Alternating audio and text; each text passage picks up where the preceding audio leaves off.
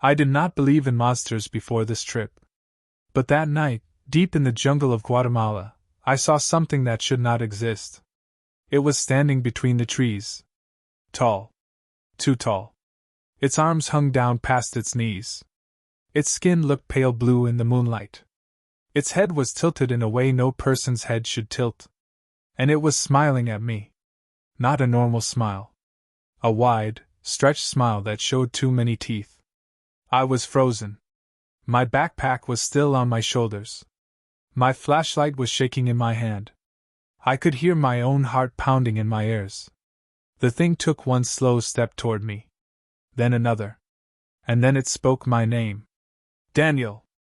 I had never told anyone in that village my full name. I tried to run. But my legs would not move. The creature leaned closer, its face only a few feet away from mine, and whispered, "You should not have come here." And then, something grabbed my shoulder from behind. I screamed. But when I turned around, it was not the creature. It was Miguel. And when I looked back toward the trees, the thing was gone. Or at least, that's what I thought. Because behind Miguel, in the darkness between the trees, I saw two pale eyes open. Watching us. And that was the moment I knew. The horror I found while backpacking through Central America was not just a story people tell tourists. It was real. And it was not finished with me. 3 weeks earlier, I was sitting in my small apartment in Texas, staring at a map of Central America. I had just graduated college. I wanted adventure. I wanted stories. I wanted something different. So I packed a backpack, bought a one-way ticket to Costa Rica, and told my mom I would be careful. She cried at the airport. "Call me every day," she said. "I will," I promised. At first, the trip was amazing. Costa Rica was beautiful. Green forests. Bright birds. Warm air. I hiked near waterfalls and met other travelers from all over the world. Nothing scary happened there. Just fun. After 2 weeks, I took a bus to Nicaragua. The bus was crowded and loud, but I liked it. I felt brave. Independent. I met a guy named Chris from California. We traveled together for a few days. We explored old churches and small towns. We ate street food and laughed about how lost we kept getting. But then Chris decided to head back home early. "I've seen enough," he said. I had not. I wanted more adventure. So I kept going north. Honduras was different. The towns were quieter. The nights felt darker. One evening, while staying at a small hostel near the edge of a forest, I heard someone whisper outside my window. I thought it was just the wind. Then I heard it again. Soft. Slow. Almost like someone practicing how to say words. I looked outside. No one was there. I told myself I was just tired. The next morning, the hostel owner, an older woman named Rosa, asked me where I was going next. "Guatemala," I said. Her smile faded. "You travel alone?" she asked. "Yes." She nodded slowly. "Be careful in the jungle," she said. "Some places do not like visitors." I laughed a little. "Like animals?" I asked. She did not laugh back. "Not animals," she said quietly. I told myself she was just trying to scare a tourist. Still, her words stayed in my head. 2 days later, I crossed into Guatemala. The air felt thicker there. The forests looked deeper. The mountains rose like dark shadows against the sky. I met Miguel in a small town near the jungle. He was about my age, maybe 24. He worked as a local guide. "You want to see real Guatemala?" he asked with a grin. "Of course," I said. He told me about hidden waterfalls and old ruins deep in the jungle. Places tourists did not usually go. That sounded perfect.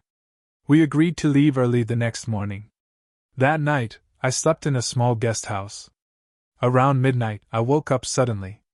I did not know why. The room was quiet. Too quiet. Then I heard it. A soft scratching sound. Like fingernails dragging across wood. It was coming from the door.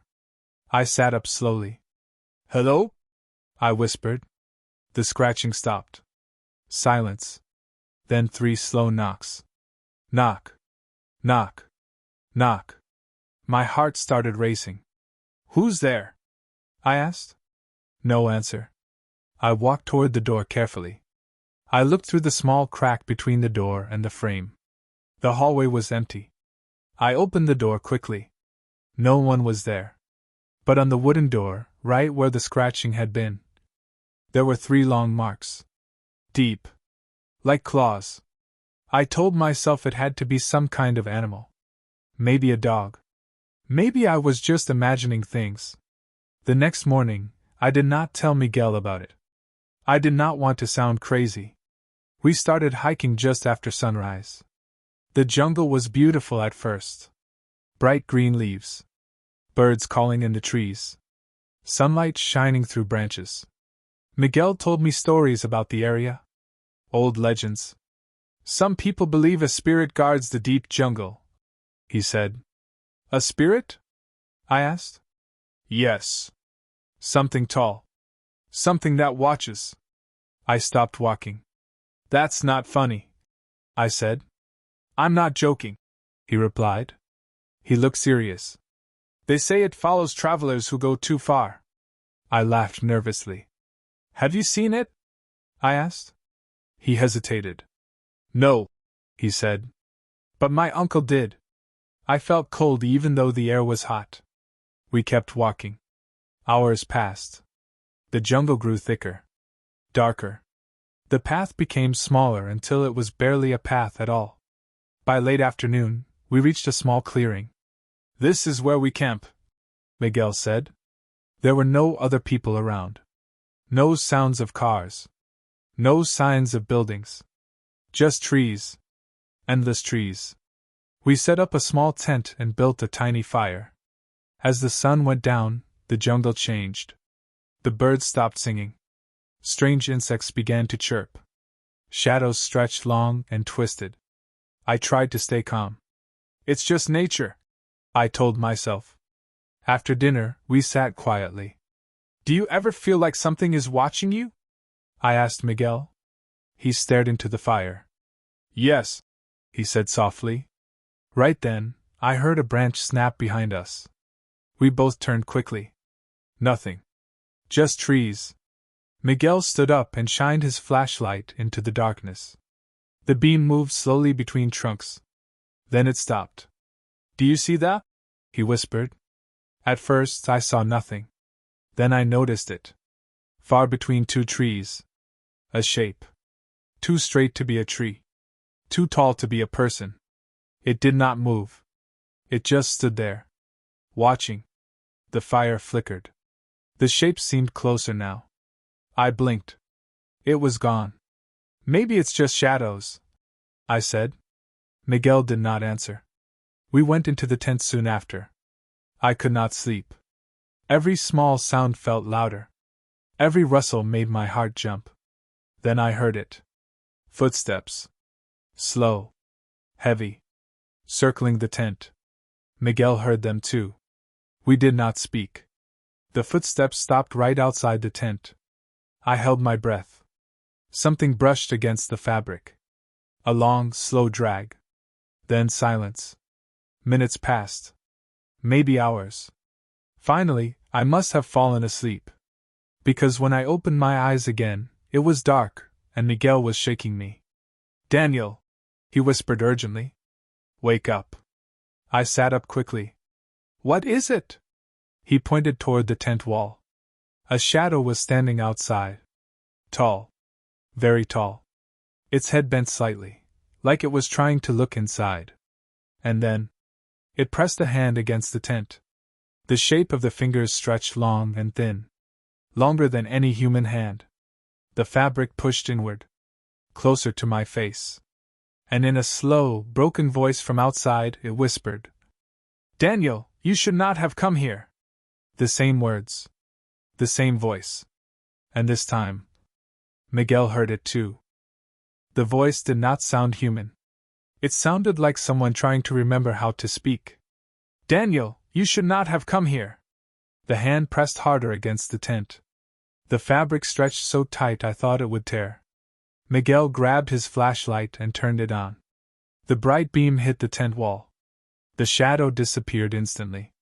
The pressure on the fabric was gone. The footsteps ran into the jungle. Fast. Too fast. Miguel and I stared at each other. You heard that, right? I whispered.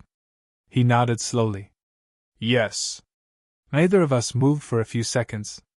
Then Miguel slowly unzipped the tent. Don't, I said quickly. But he already had. He stepped outside, shining the flashlight around the clearing. I followed him. The jungle was quiet again. Too quiet. The fire had burned down to glowing red pieces. The trees looked normal. But on the ground, right beside the tent, there were footprints. They were deep in the dirt. Long. Thin. Not shaped like normal human feet. The toes looked stretched. And there were only 3 of them. Miguel knelt down. This is not from an animal, he said. Then what is it from? I asked. He did not answer. We packed up the camp fast. It was still dark, but we did not want to stay there another second. We go back to town, Miguel said. But it's night, I said. It is safer to move, he replied. So we started walking through the jungle in the dark. The only light came from our flashlights. Every tree looked like a person standing still. Every shadow looked alive. I kept turning around. I felt like something was following us. After about 20 minutes, I heard it again. Footsteps. Behind us. Matching our pace. Step. Step. Step. I turned quickly and shined my light back. Nothing. The jungle looked empty. But I knew it was there. Watching. Waiting. We walked faster. The footsteps walked faster too. Miguel grabbed my arm. Do not run, he whispered. If we run, it will chase. How do you know? I asked. My uncle told me, he said. That did not make me feel better. The path became harder to see. Branches scratched my arms. Leaves brushed against my face. Then suddenly, Miguel stopped. What? I whispered. He pointed ahead. About 30 feet in front of us, standing in the middle of the path. It was there. Tall. Thin. Its skin looked pale gray in the flashlight beam. Its arms hung down too far. Its head tilted slowly to one side. And its eyes were glowing faint blue. It did not blink. It just stared at me. At me. Not at Miguel. At me. Why is it looking at you? Miguel whispered. I don't know, I said, my voice shaking. The creature took one slow step toward us. Its movements were wrong. Its knees bent backwards slightly. Its arms swayed in a strange way. Miguel raised the flashlight higher. The creature suddenly jerked its head sharply to the side. Then it made a sound. Not a growl. Not a scream. More like broken laughter. Then it rushed toward us. Fast. Faster than anything that tall should move. Run! Miguel shouted. This time we ran. Branches snapped under our feet. I could hear it behind us. Heavy steps. Closing the distance. I did not dare look back. I felt something brush against my backpack. Like long fingers. I screamed and ran harder. Miguel suddenly grabbed my arm and pulled me to the side. We crashed behind a large fallen tree. Stay down, he whispered. We pressed ourselves against the dirt. I covered my mouth to stop myself from breathing too loud. The footsteps stopped. Right near us. I could hear it breathing. Slow. Wet. Like it was smelling the air. The creature walked slowly around the clearing. I could see its legs through the gaps in the fallen tree. They looked too long. Too thin. It stopped right in front of where we were hiding. I could see its shadow over us. Then it crouched down. Its face lowered close to the ground. As if it was searching. I thought it would see us. I thought it would grab us. But then... Somewhere deeper in the jungle, another sound echoed. A loud, distant howl. The creature froze. Its head snapped toward the sound. It stood up straight. And then it ran toward that howl, vanishing into the trees. Miguel waited a full minute before speaking. "We have to go," he said. We did not stop running until we saw the first signs of the dirt road near town. The sky was starting to turn gray. Morning was coming. When we finally reached the small town, I felt weak. Like all the strength had left my body. We went straight to Miguel's uncle's house. His uncle, Rafael, was older, with deep lines on his face. When Miguel told him what happened, Rafael did not look surprised. "He followed you," Rafael said quietly. "Why?" I asked. Rafael looked at me carefully. "Because you saw him." "That doesn't make sense," I said. "In the jungle," Rafael said, "some things stay hidden. When someone sees them clearly, they become curious." "Curious?" I repeated. "Yes. Curious about you." I felt cold again. "Will it stop?" I asked. Rafael shook his head slowly. "Not easily." Miguel looked worried. "What do we do?" he asked. Rafael stood up and walked to a wooden shelf. He took down a small necklace with a carved stone on it. "You wear this," he said, handing it to me. "It will not stop him," Rafael added, "but it may slow him." "Slow him?" I asked. Rafael looked me in the eyes. "You should leave Guatemala." I nodded quickly. "Yes. I'll leave today." But deep inside, I knew something was wrong. It did not feel like distance would solve this. It felt like it had already chosen me. I went back to the guest house to pack my things. It was morning now. People were walking in the streets. Children were laughing.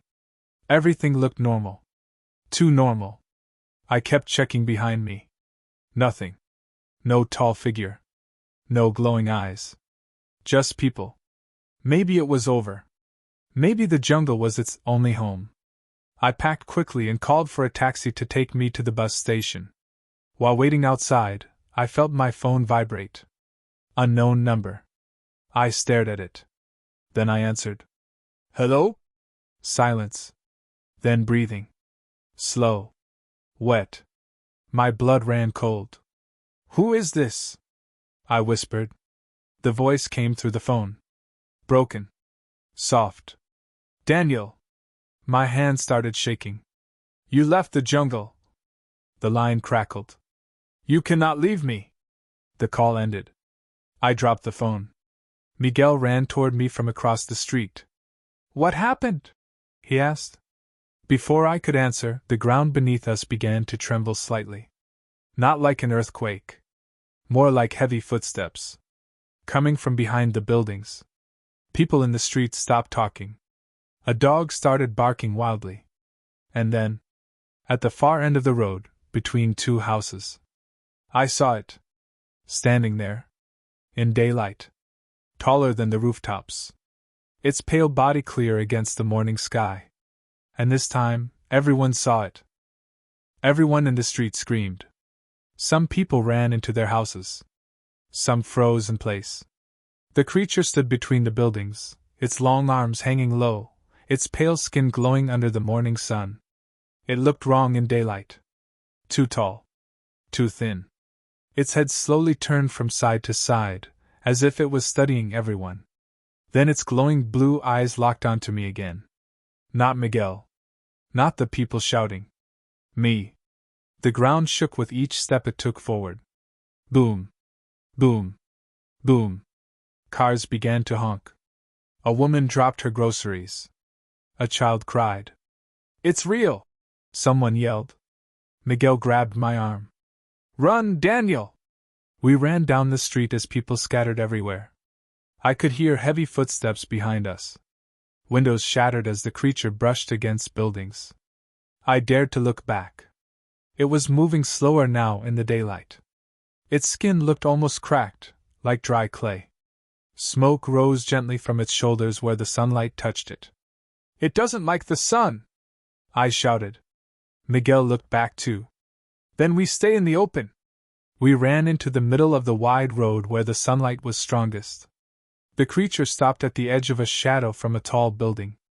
It hissed softly, covering part of its face with one long arm. Police sirens began to echo in the distance. The creature tilted its head again, as if thinking. Then it did something that made my stomach drop. It smiled.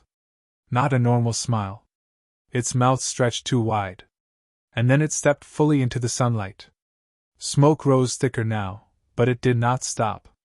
It kept walking toward me. It doesn't care! Miguel shouted. The police cars screeched around the corner. Officers jumped out, shouting commands. People were filming with their phones. The creature let out a loud, sharp sound that made everyone cover their ears. The sky above us darkened slightly, as if a cloud passed over the sun. And in that brief shadow, it vanished. Just gone. The shaking stopped. The smoke faded.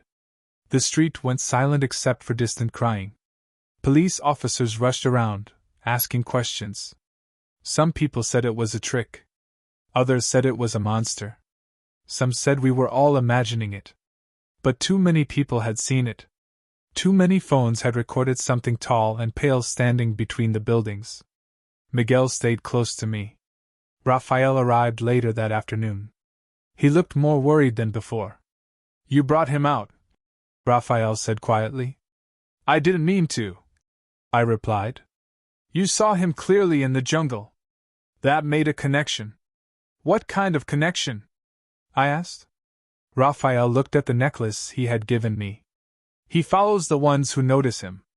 That night, I stayed at Miguel's uncle's house. The government told everyone the event was mass confusion. Some videos online were already disappearing. But I could not sleep. Every time I closed my eyes, I saw it smile.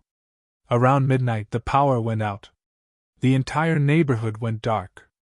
I sat up in bed, my heart pounding. Miguel was asleep on a mattress across the room.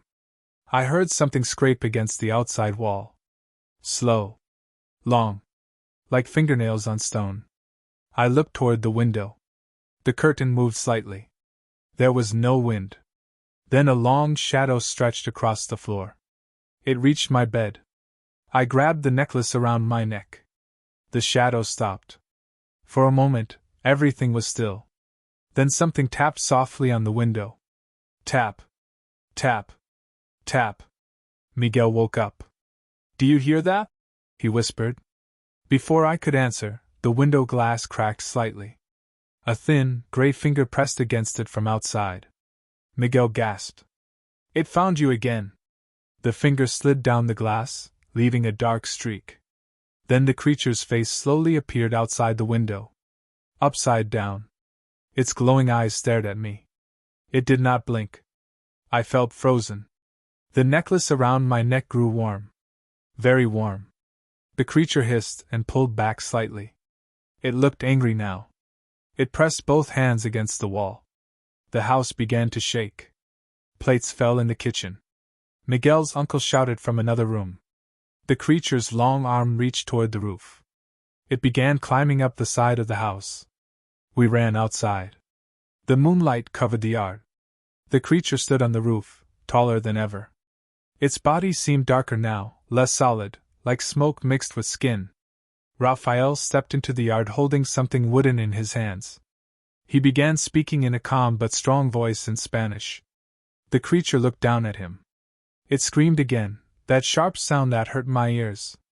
Raphael raised the wooden object high. The necklace around my neck burned hot. The creature's body flickered.